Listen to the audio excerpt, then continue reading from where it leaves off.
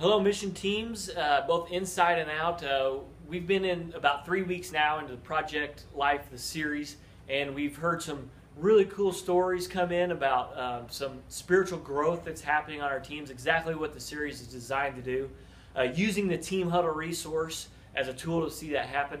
And we've also heard a couple, no big deal, but we've heard a couple smatterings here and there of some less than stellar discussion. And so we just wanted to give all teams, whether things are going great or whether there could be an improvement, 3 quick tips, tools that you guys can use to make your Team Huddle time more dynamic. And so there's 3 recommendations, and the first one is this: preparation. It should go without saying, but we all have busy lives, and sometimes we forget how important preparing on the front end is, especially as leaders. If you are not prepared, if the first time you've looked at the Team Huddle resource is 15 minutes before you meet with your team, how could it be dynamic? How could it be a natural flowing conversation if you are just now processing that material? So you've got to get out in front of that as a leader. Think about just taking an hour, half hour a week, 2 or 3 days in advance to look at the material, look at the content, become familiar with it, and then seek in prayer after the Lord, what are you trying to lead in our team? And secondly, communicate that out to your team itself. Don't just sit on that content. Remind them that they need to be spending daily reflection on Scripture, that they need to look at the content themselves out in front. Because the ultimate goal is that everyone as a team comes prepared to discuss. Just think how much more, how better that conversation and discussion will be if everyone comes and they've already processed the material and they're ready. They come ready to discuss it themselves. And that's the ultimate goal. So number 2, breakouts.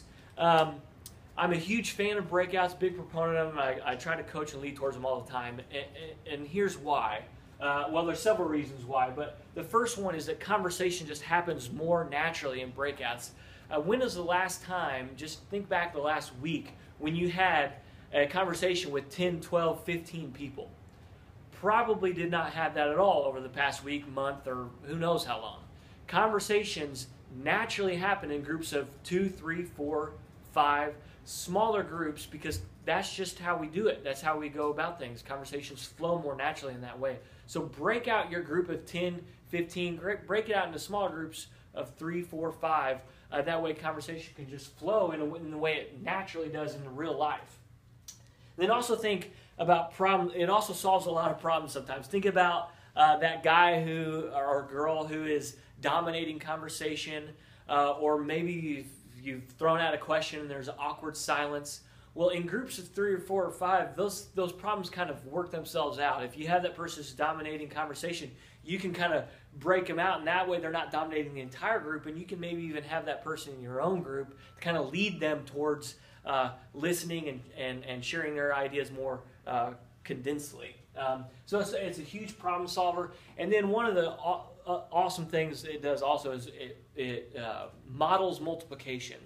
When you're breaking out, it's giving away leadership.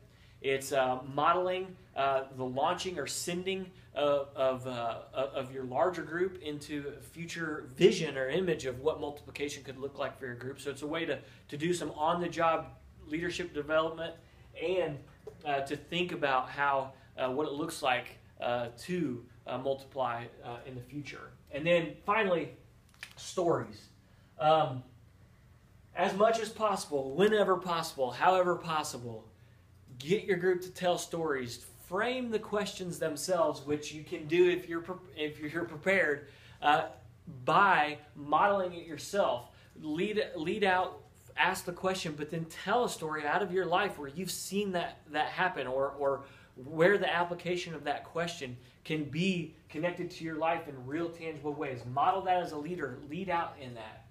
And what I mean by frame here is just what I was just saying. Frame the question itself in a story.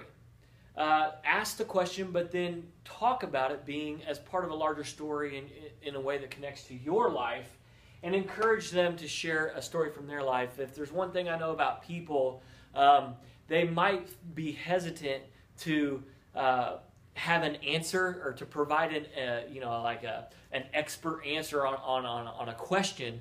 However, they're more than willing often to share an experience out of their own life and where it connects. So really encourage that. Just say bluntly, hey, you might not have an answer to this, but can you share something, a personal experience where you've seen this, or maybe a past relationship you've had where this has been drawn out of, just whatever it is. Encourage them to share stories, and when people actually do, celebrate that.